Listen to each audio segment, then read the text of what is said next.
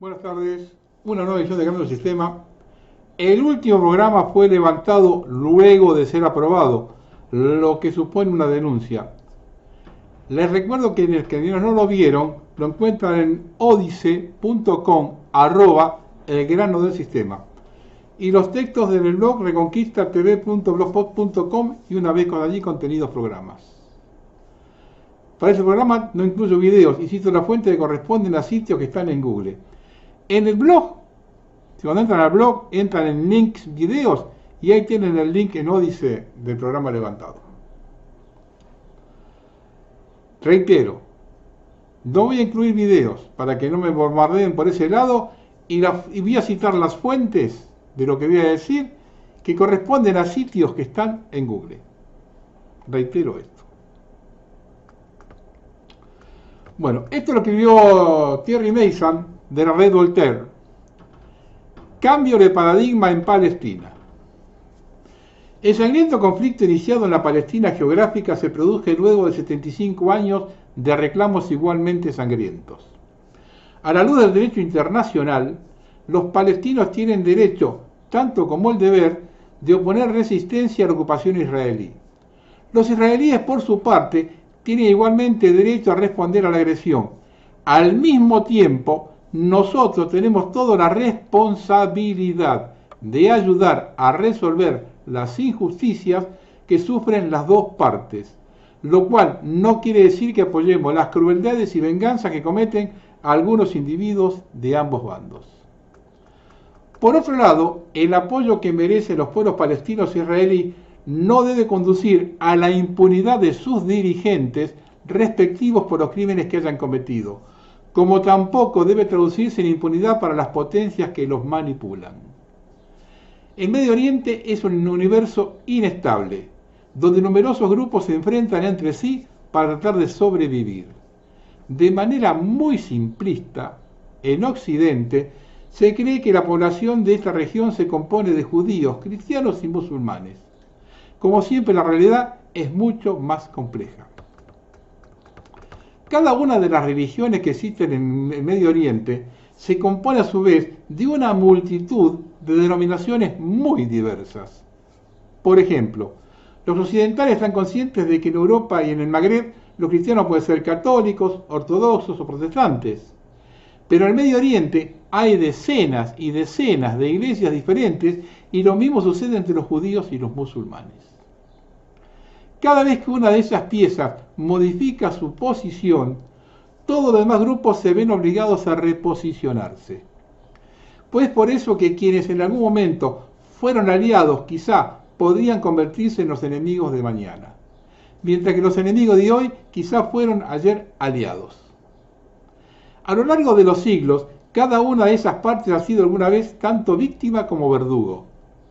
Los extranjeros que viajan a Medio Oriente se reconocen a priori en las personas que tienen más o menos la misma cultura que ellas o que pertenecen a su misma confesión, pero ignoran la historia de esos grupos poblacionales y no están preparadas para asumirla.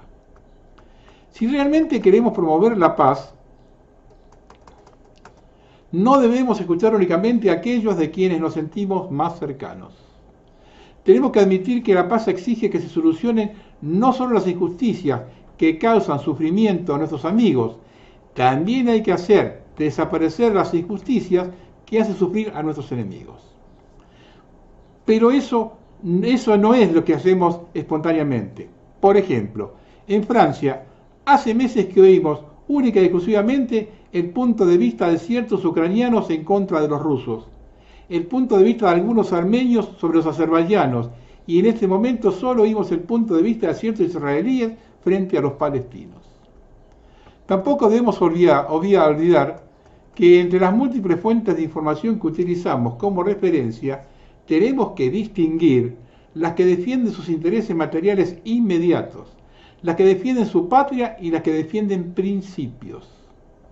Y no es fácil percibir esas diferencias cuando se complican las cosas con referencias a grupos que en realidad no son religiosos, sino teocráticos.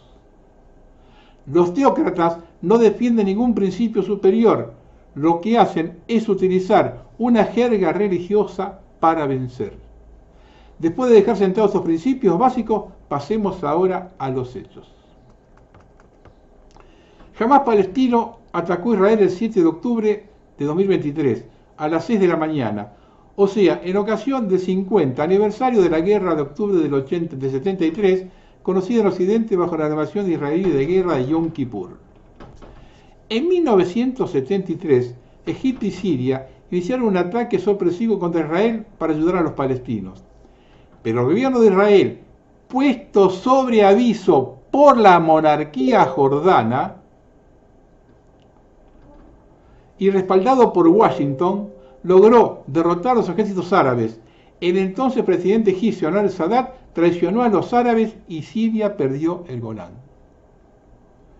La operación actual de los palestinos, simultáneo un diluvio de cohetes destinados a saturar el sistema israelí de defensa a cúpula de hierro y 22 ataques terrestres en territorio israelí. Por primera vez en Palestina, los lanzamientos de cohetes apuntaron a centros de mando israelíes para favorecer las acciones de los comandos terrestres. Y esas acciones terrestres tuvieron como objetivo la captura de rehenes para obtener a cambio la liberación de los 1.256 prisioneros palestinos que se hallan en cárceles israelíes de alta seguridad. Las infiltraciones palestinas se realizaron por todas las vías, terrestres, marítimas e incluso aéreas, con el uso de parapentes motorizados en este último caso. La preparación de toda la operación palestina, o sea, la obtención de datos de inteligencia, la formación de al menos 1 millar de comandos y el traslado de armamentos y de los medios necesarios, tienen que haber requerido meses o quizás años de trabajo. Sin embargo, cegados por un sentimiento de superioridad evidentemente excesivo y justificado, los mandos israelíes y sus aliados occidentales no vieron venir lo que acababa de suceder, a pesar de que toda la operación fue planificada por Mohammad Daif, jefe de operaciones de Hamas, quien, desaparecido hace 2 años, reapareció ahora junto al vocero de Hamas, Abu Obaida. Habiendo logrado detectar los cohetes, pero incapaz de destruirlo todos, Israel recibió los impactos de al menos 3.000 de los 7.000 proyectiles lanzados. Las redes sociales y los canales de televisión árabes mostraron que el Hamas se apoderó de varios blindados y al menos del paso fronterizo del oeste a la franja de Gaza. Miembros del Hamas atacaron también un Rubber Tea Party en el Kibbutz Reim, donde al menos 280 participantes fueron violados y masacrados. En todas partes el Hamas secuestró gran cantidad de personas, incluso generales, y sus hombres penetraron en varias localidades israelíes disparando contra sus habitantes. Se cuentan al menos 700 muertos y 2.200 heridos, graves del lado israelí y el doble entre los palestinos. Esta es la nación palestina más importante de los últimos 50 años. Lo que hoy sucede es el resultado de 75 años de violación del derecho internacional. Durante todo ese tiempo, Israel ha violado decenas de resoluciones del Consejo de Seguridad de la ONU sin que se adoptaran sanciones contra ese país. Israel es un Estado que se ha situado fuera del derecho, que no ha vacilado en sobornar o asesinar a casi todos los dirigentes políticos palestinos. Israel ha impedido deliberadamente el desarrollo económico de los territorios palestinos, favoreciendo al mismo tiempo la creación de un Estado palestino separado al que controla parcialmente. La frustración y los sufrimientos acumulados durante 75 años se traducen en los comportamientos violentos y crueles de algunos palestinos, conscientes de que la comunidad internacional los ha abandonado hace mucho tiempo. Pero los tiempos cambian. La mayoría de los países miembros de la ONU que han podido comprobar en Siria y en Ucrania la victoria de Rusia y el fracaso militar de las potencias occidentales ya no bajan la cabeza ante Estados Unidos. En ocasión del aniversario de la autoproclamación de la independencia de Israel y la expulsión de los palestinos, la Nakba, la Asamblea General de la ONU reafirmó que el derecho internacional no está del lado de los israelíes, sino del lado de los palestinos, lo cual no impide reconocer que el Hamas comete crímenes de guerra. Ambos bandos se ven hoy en una situación sin salida. Al cabo 3/4 del siglo de guerras, Israel ya no puede reclamar gran cosa. La posición israelí está dividida. Durante los últimos meses, los sionistas negacionistas, o sea, los discípulos del ucraniano Zeev Jabotinsky, nacido en Odessa en octubre de 1880 y fallecido en Nueva York en agosto de 1940, partidarios del supremacismo judío, lograron tomar el poder en Tel Aviv a pesar de la oposición de una corta mayoría de la población israelí y de gigantescas manifestaciones. La juventud de Israel aspira a vivir en paz, se niega a portar las armas con el ejército de Israel para abusar de los árabes, pero las toma para defender a sus familias y en un país en el que ya no creen.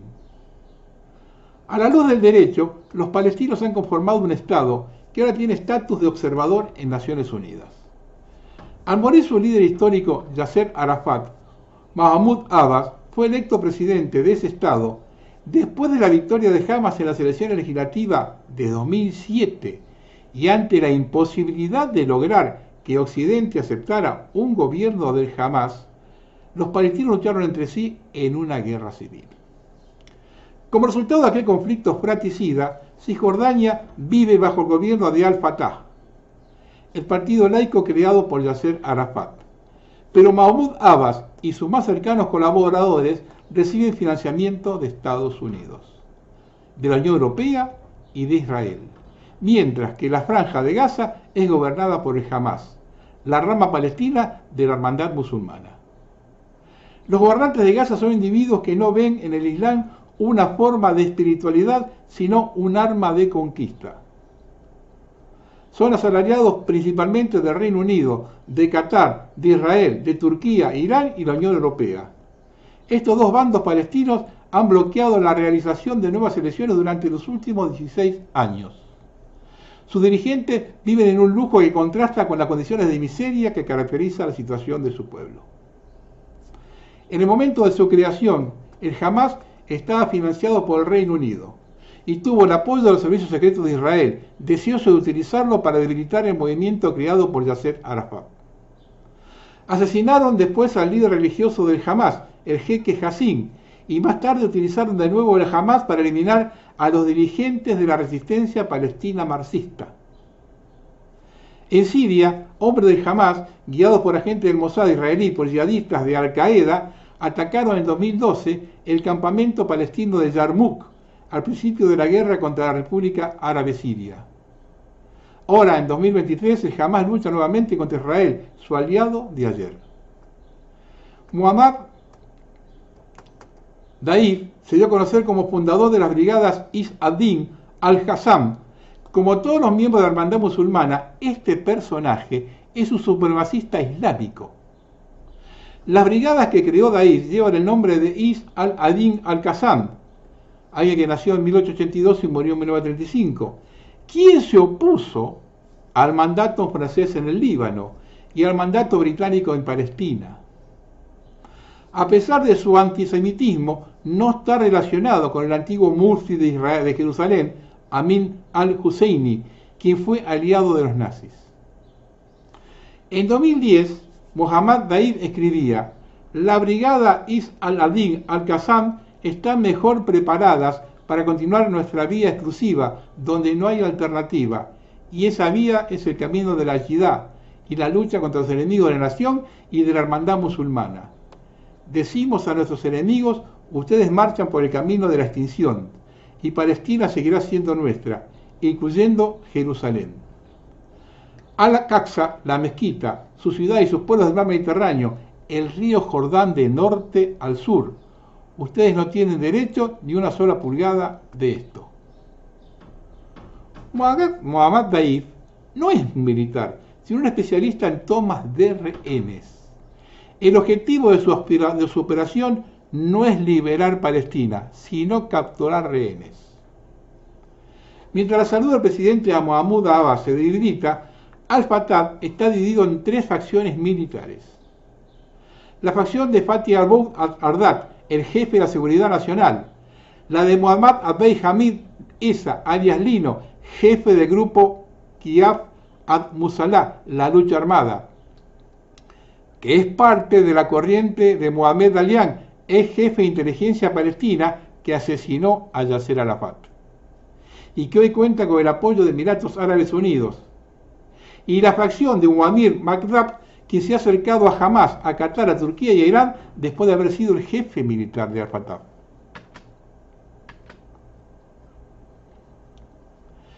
El mes pasado, esas tres facciones se enfrentaron juntas a los islamistas del Hamas, de Jund al-Sham y de Jabhat al-Mohsen. Estos últimos son dos grupos yihadistas que lucharon contra la República Árabe y Siria del lado de la OTAN y de Israel. Los enfrentamientos tomaron la forma de encarnizados combates en el campamento Al-Aluque, al sur del Líbano. Al principio interpretamos aquellos combates como similares a los que se desarrollaron en 2007 en Nar al-Bared, al norte del Líbano, antes de darnos cuenta de que en realidad están vinculados con la agonía de Mahmoud Abbas. Hace 75 años que los sucesivos gobiernos de Israel vienen haciendo todo lo posible contra el reconocimiento de la igualdad entre judíos y árabes. Del llamado de Ginebra, Israel promueve la solución de los dos estados, o sea, el plan colonial del último minuto de Lord William Peel, plan que los británicos nunca lograron imponer en el terreno en 1937 ni a las Naciones Unidas en 1948. Solo los marxistas del Frente Popular de Liberación de Palestina siguen predicando en el desierto, proponiendo la creación de un Estado único en cuyo seno cada persona dispondría de un voto en condición de igualdad. Ante lo que se ve como una invasión palestina, aunque desde el punto de vista de los palestinos se trata en realidad de un regreso a casa, el primer ministro israelí Benjamin Netanyahu promete la victoria. ¿Pero en qué consistirá la victoria? Matar a todos los combatientes de Hamas no resolverá 75 años de guerras. Los hijos de los muertos de hoy retomarán la antorcha, como ellos recogieron la que antes habían llevado sus padres. Para concretar su objetivo, Netanyahu tendría que reunificar primero a los israelíes que él mismo dividió, como hizo Golda Meir durante la Guerra de los 6 días en junio del 67. Netanyahu tendría que lograr que la oposición se uniese a su gobierno. Por ahora ya se reunió con Yair Lapid y con el general Benny Gantz, pero Lapid planteó como condición que los supremacistas judíos Bezalel Smotrich y Tamar Ben-Gvir salgan del gobierno. O sea, que el primer ministro Netanyahu abandone su proyecto y que se separe de sus padrinos, los straussianos de la administración Biden. Los dirigentes de Hamas han exhortado a todos los refugiados palestinos que se hallan en el extranjero, a todos los árabes y a todos los musulmanes a unirse a su lucha. Cuando se habla de los refugiados palestinos, eso quiere decir, en primer lugar, la mayoría de la población de Jordania y gran parte de la población libanesa. Cuando se habla de árabes, eso quiere decir el Hezbollah libanés y Siria, dos fuerzas que se han restablecido vínculos con el Hamas durante los últimos meses. Los musulmanes, eso quiere decir Irán y Turquía. Por el momento solo han respondido a ese llamado la organización Yihad Islámica, o sea Irán, y los diferentes grupos de la resistencia de Cisjordania. Saliendo súbitamente de la sombra, el presidente turco Erdogan llamó el 8 de octubre a poner en aplicación las resoluciones del Consejo de Seguridad sobre Palestina. El Wall Street Journal afirma que Irán está dirigiendo el Hamas, pero no es así. Esta afirmación del diario norteamericano pasa por alto el hecho de que el fundador de la hermandad musulmana, Hassan el-Banna, y el fallecido fundador de la República Islámica de Irán, el Ayatollah Khomeini, llegaron en un momento a un acuerdo histórico en el que establecían sus propias zonas de influencia en el mundo musulmán y se comprometieron a no intervenir significativamente en la esfera de influencia de su contraparte. Teherán afirma constantemente su apoyo a los palestinos, pero la Yihad Islámica es su única forma de acción concreta en Palestina. Los dirigentes políticos del Hamas viven actualmente en Turquía, bajo la protección de los servicios secretos turcos. En Ankara, quien pilotea el Hamas y la operación Diluvio al-Aqsa, el 8 de octubre, al inaugurar una iglesia ortodoxa siríaca, el presidente turco Erdogan declaró en tono meloso: el establecimiento de la tranquilidad, de una paz duradera y de la estabilidad en la región mediante la solución de la cuestión palestina de manera conforme con el derecho internacional es la prioridad absoluta en la que nos concentramos en las entrevistas con nuestros homólogos. Desgraciadamente, los palestinos y los israelíes, así como todo el conjunto de la región, están pagando el precio del retraso en hacer justicia. Agregar leña al fuego no será provechoso para nadie, incluyendo a los civiles de ambos bandos. Turquía está dispuesta a hacer su parte con lo mejor de sus capacidades para poner fin a los combates lo más rápidamente posible y atenuar la creciente tensión provocada por los recientes incidentes.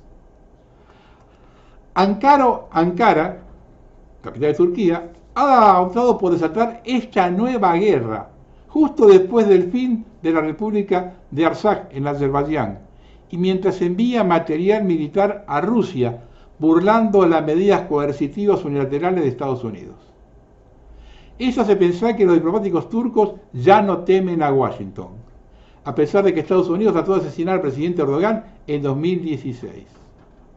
En cuanto termine esta operación, Turquía iniciará otra contra los kurdos en Siria y en Irak. Si Hezbollah entra en escena, Israel no podrá rechazar el ataque por sí solo y únicamente podría sobrevivir con el apoyo militar de Estados Unidos.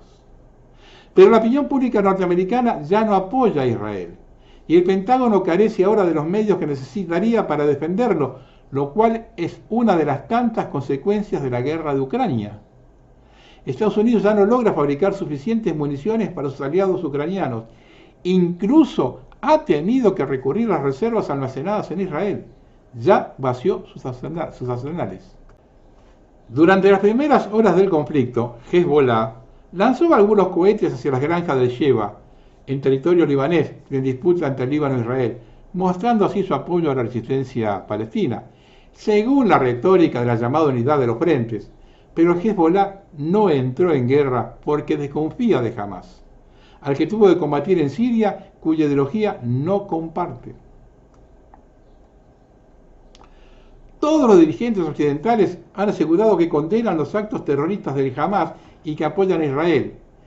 Esos dirigentes occidentales nada hicieron en el pasado por resolver las injusticias en Palestina y las posiciones de principio que hoy pregonan a voz en cuello demuestran que tampoco lo harán esta vez. Por su parte, Rusia y China, negándose a tomar partido por los palestinos o por los israelíes, no han llamado a mantener las reglas occidentales, sino que se respete el derecho internacional. El mundo se encuentra frente a una situación en la que todos los sectores han saboteado deliberadamente y por adelantado cada posible solución, lo cual hace que hoy sea casi imposible evitar que todo termine en un baño de sangre. Terry Mason.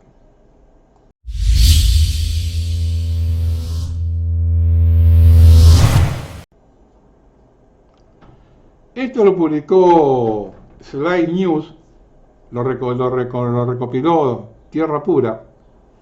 El gobierno de Biden dio a Hamás 75 millones de dólares poco antes del ataque terrorista.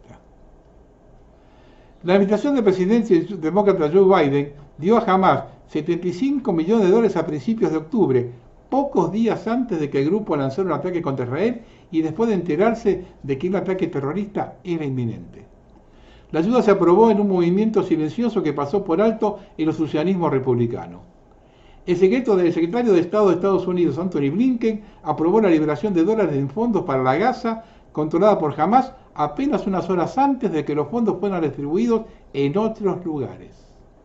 La medida fue silenciada con poca atención a principios de octubre, pocos días antes de que Hamás lanzara sus ataques terroristas contra Israel, masacrando, violando y secuestrando a cientos de civiles inocentes. Sin embargo, la financiación se aprobó después de que el gobierno de Estados Unidos se enterara de que Hamás probablemente estaba planeando un próximo ataque terrorista contra Israel. La decisión de Blinken se produjo después de meses de presión por parte de legisladores demócratas y decenas de grupos de la sociedad civil. La ayuda había sido frenada por los senadores republicanos que se oponían a la liberación de fondos. Mientras tanto, han surgido más detalles sobre que la administración de Biden también envió 33.700.000 dólares del plan de rescate estadounidense. fue enviado a una organización de ayuda palestina que anteriormente había sido acusada de brindar refugio seguro a terroristas en Gaza. Se ha referido al grupo como efectivamente una rama de Hamas. En 2014, la organización yihadista New Republic describió a UNRWA como efectivamente una rama de Hamas. Human Watch informó a principios de este año que las secuelas de UNRWA eran cómplices de enseñar a los niños a odiar al pueblo judío y glorificar el terrorismo. La UNRWA reconoció en 2014 y condenó los misiles de Hamas que fueron encontrados en una de las escuelas de Gaza 2 veces en una semana. Las instalaciones de la UNRWA, la Agencia de la ONU para los Refugiados Palestinos, han sido utilizadas repetidamente por los terroristas palestinos de Hamas con fines militares como bases de operaciones, depósitos de armas y escondites. Y le mandaron plata igual.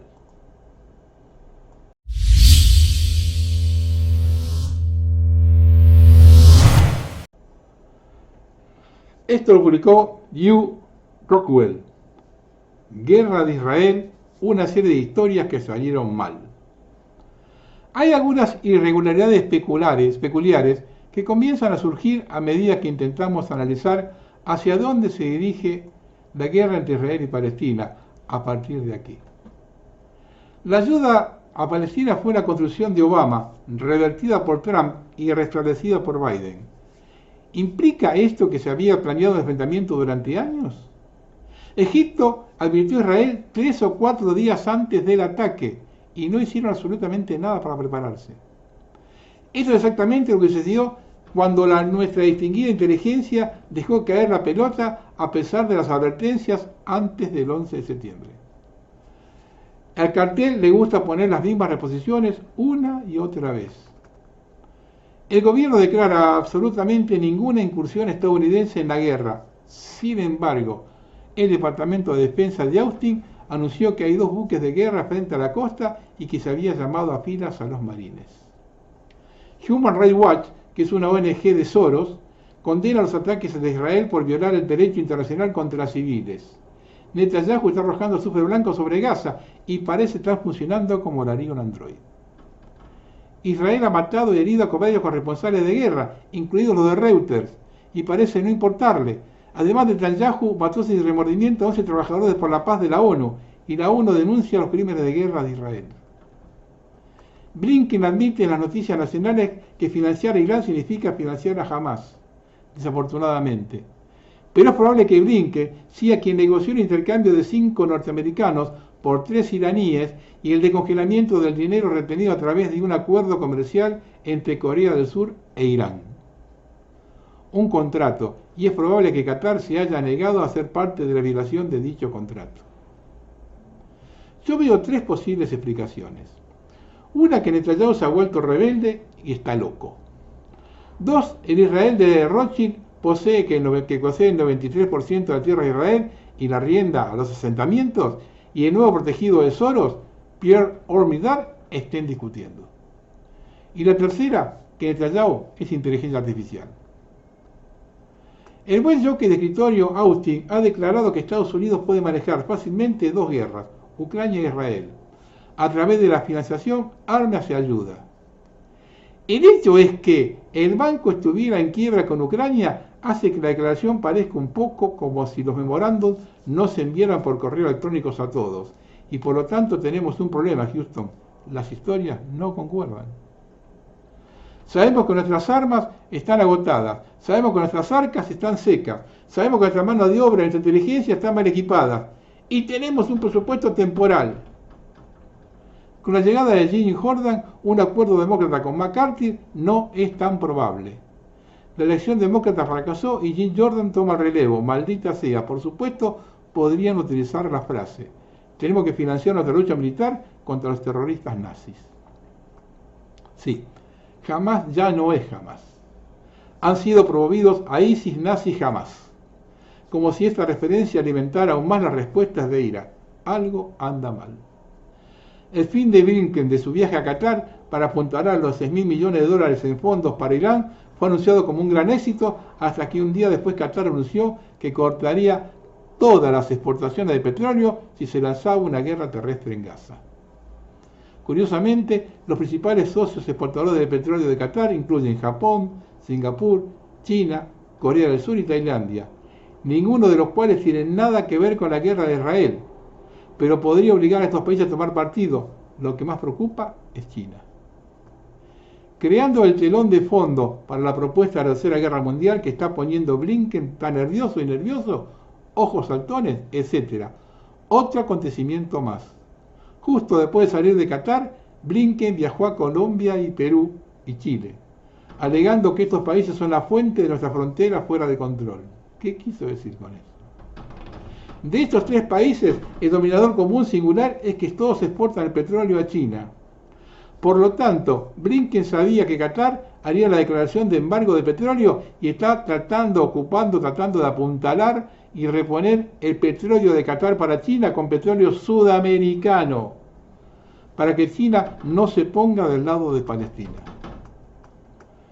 De estos tres países, de vuelta a Estados Unidos, America First Legal presentó una demanda contra Blinken acusándolo de violar la ley Taylor-Force, a subsidiar el terrorismo palestino, lo que resultó en la muerte de 14 norteamericanos en Israel.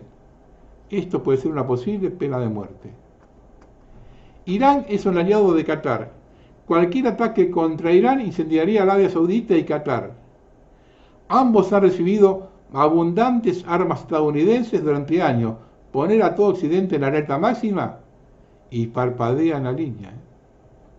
Si Netanyahu es un delincuente, entonces Blinken no tiene capacidad para sofocar la falta de venganza de Netanyahu, incluido un asalto terrestre. Lo que significa que se suponía que esto iba a ser una incursión, no una guerra, y todos calcularon mal. Si Netanyahu es inteligencia artificial, significa que el mundo está bajo la lanza de un villano de James Bond decidido a destruir la Tierra. Y si Netanyahu está respondiendo a las demandas de Rothschild y Soros, está enojado porque los fondos que ya había destinado a Ucrania ahora han disminuido. Negociar la paz en Israel ocuparía un lugar destacado para apaciguar a Soros. Cualquiera que sea la forma en que se cocine la gama, parece que este no era el plan. Y una vez más Blinken está en el banquillo por no considerar las consecuencias de la financiación.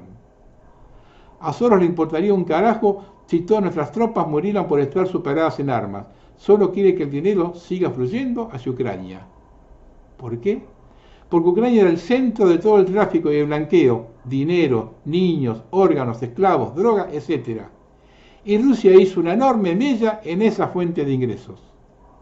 Soros ha estado recibiendo la mayor parte del dinero de Ucrania para reponer lo que está perdiendo su negocio de tráfico. Eso significa que Blinken está encargado de mantener a China a raya, negociar con Netanyahu sobre la implementación de la paz, mantener contento a Oriente Medio con maletas de dinero en efectivo y restablecer la ayuda a Ucrania a Soros, mientras mantiene esa guerra en curso. Entonces resulta comprensible que Blinken esté perdiendo el control.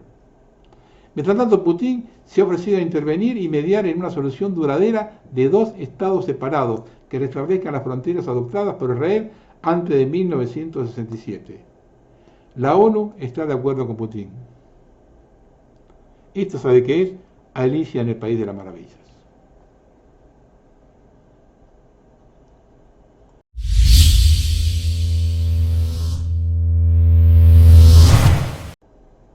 Y como todo tiene que ver con todo, una cosita chiquita de África.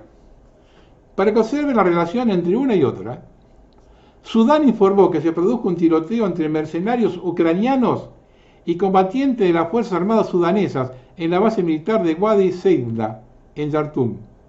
Sobre esto, con referencia al portal de noticias Al-Mashab, Al-Yameni, según informe de los medios, los ucranianos apoyaron con los ataques israelíes contra la Franja de Gaza, ucranianos en la Franja de Gaza. Como consecuencia del conflicto armado murieron al menos 17 personas, 8 ucranianos y 10 sudaneses.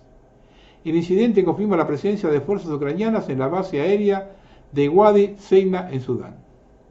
Esto lo publicó Russian Ostashko.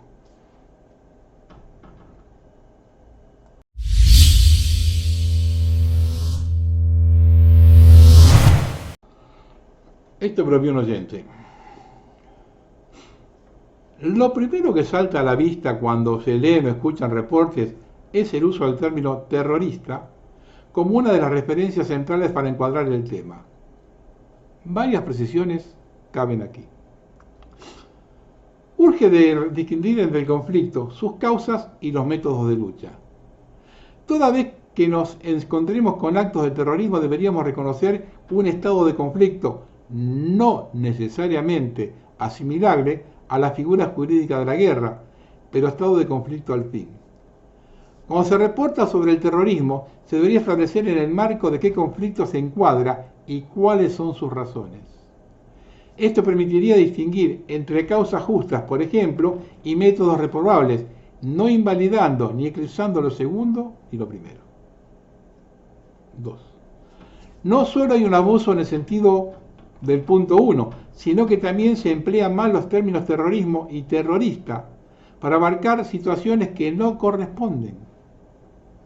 El público sobreentiende que si se está ante una explosión o una ejecución sorpresiva de civiles o militares, estamos ante terroristas. No es así. La diferenciación entre civiles y militares, policías y funcionarios, establece diferencias. Muchas de las características que se escriben al terrorismo, tales como la irregularidad, la falta de correcta identificación, el camuflaje bajo la civilidad, la sorpresa, la infiltración, el sabotaje, corresponden más bien a una guerra de guerrillas, guerra regular o guerra asimétrica.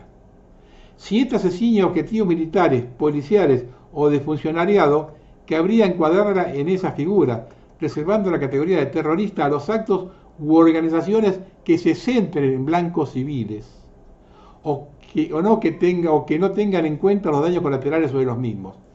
Ejemplo de lo primero sería Güemes, por ejemplo, y ciertos aspectos de la lucha con las facciones inglesas, actos de guerra irregular. 3. En relación al punto 2, otro prejuicio es que el terrorismo es privativo del más débil, legitimándose por razones de asimetría. Esto no es aceptable ni jurídica ni moralmente. 4. El prejuicio final es el que más fuerte es incapaz de terrorismo. Y no se usa esta palabra cuando el más fuerte ataca directamente objetivos civiles o de infraestructura básica. La realidad es que el más fuerte puede no solo violar leyes de guerra contra objetivos militares, sino que puede incurrir en terrorismo de Estado, si ataca a blancos civiles, y el periodismo no debería privarse de usar esos términos, en lugar de hablar de represalias, por ejemplo. 5. El abuso de la categoría terrorista, exactamente como lo hacen los grandes medios y los políticos alineados en relación a la crisis Israel-Palestina, es característico, vaya sorpresa, de cierta derecha local que usa y abusa del término para referirse a la subversión de los 70. Es un grave error.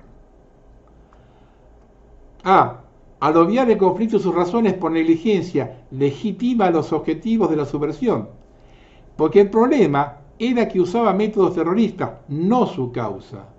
Sus objetivos en sí, entonces, por eso es lo que se entiende. Y B, al no distinguir entre guerra de guerrillas o guerra regular y legal, pero de cierta respetabilidad en nuestra tradición histórica y estrictos actos de terrorismo, se generaliza y se termina condenando el mismo nivel, métodos de lucha que no tienen legitimidad. Ejemplos. El ataque a un cuartel militar o a personal policial son actos de guerrilla. El secuestro y ejecución de empresarios, la muerte de familiares y otros civiles en el marco de un objetivo militar son actos de terrorismo. Conclusión. No se debe confundir una causa con sus métodos de lucha. El terrorismo no es una ideología en sí, sino solo un método de lucha. El terrorismo es condenable, pero no se debe usar de comodín para descalificaciones integrales, y mucho menos para ocultar las verdaderas razones de un estado de conflicto, ni para incurrir en actos de terrorismo mayor. Lo que son las cosas. Cuando algunos pueblos luchan por su libertad y sus derechos, el sistema los llama terroristas. Pero cuando los terroristas son financiados por el sistema para obtener sus objetivos, se llaman luchadores por la libertad. Cuando un pueblo emprende una operación militar especial, se lo llama invasor. Pero cuando la guerra se lleva adelante con la excusa de preventivas, son justas.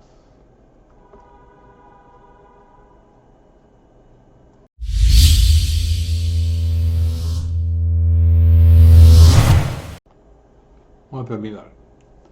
El mundo está al borde de cualquier cosa, porque se han mandado muchas cagadas en los últimos años los grandes centros de discusión del mundo, y la salida es hacia adelante. No tiene otra forma de salir que no sea hacia adelante. De esa forma aterrorizan a la gente para meterle los sistemas que quieren meter ellos, juegan a más, porque son los que pueden jugar a más, pero yo noto actitudes que están fuera de control. Yo creo que este problema, esta vez me parece que esto se le va de control. Europa tiene metido adentro miles y miles y miles de musulmanes. Esto se le va a ir de control. Para mí se les va de control. Y acá en Argentina estamos al paso de cualquier cosa. En un acto que hubo la semana pasada o esta semana, por la campaña electoral, Milei enarboló una bandera que no es la bandera argentina. El miedo que tengo yo creo que tanto Milei como Burri, lo dije varias veces, van a un callejón. Si aplican lo que dicen que van a aplicar, hablemos de económicamente, cosas así, bueno, todo por el aire. No pueden aplicar. Es decir, no se puede decir tan alegremente, vamos a bajar el gasto público, cuando la diferencia entre el gasto público es esta, ¿no? Más o menos, ¿no? Digamos que el gasto está en 100 y los ingresos están en 15 o en 20. Es muy grande la diferencia. Si el gasto fuera, que fuera 100 y los ingresos serían 70, 75, 80, hay poco margen, se podría arreglar. Pero cuando la diferencia es tan grande, ¿qué va a hacer? Saca los subsidios y el boleto de colectivo se va a 400, 500 pesos, 10, 12 veces más, 13 veces más, 700 hablaban ayer. ¿Qué significa esto? Que tiene un presupuesto de 20.000 pesos de colectivo, va a gastar 300.000. Termina en ajuste de sueldos.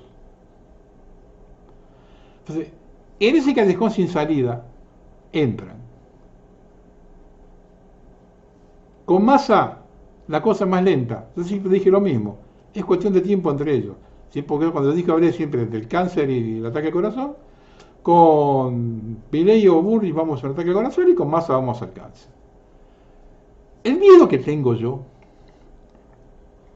es que esta gente, hablemos del caso de Milei y Burri, que vienen con un proyecto que sabemos del lado de que vienen, por eso la bandera que enarbolaba Milei en el acto, que estos vuelen al miércoles por un quilombo enorme que armen en 3 o 4 meses, y que en esos 3 o 4 meses hayan firmado cosas de las que después no podamos salir. Ese es el gran miedo que tengo yo. Buenas noches. Nos vemos por ahí el sábado, veremos si este programa pasa, si no pasa. Si no pasa, si me suspenden o no me suspenden. Si no, el sábado grabaré para probar el lunes el otro programa. Buenas noches.